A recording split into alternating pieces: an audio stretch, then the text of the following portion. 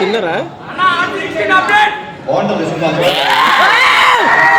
Sir అందరికీ నమస్కారం.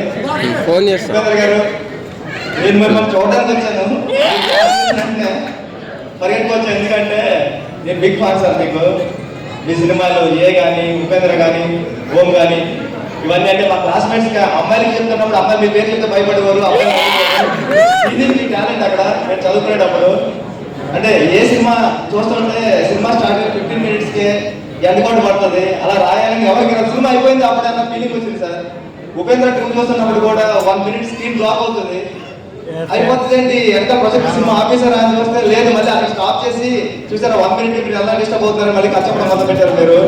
ఇలాంటి ప్రయోగాలన్నీ ఎన్నో చేశారు సార్ మీరు.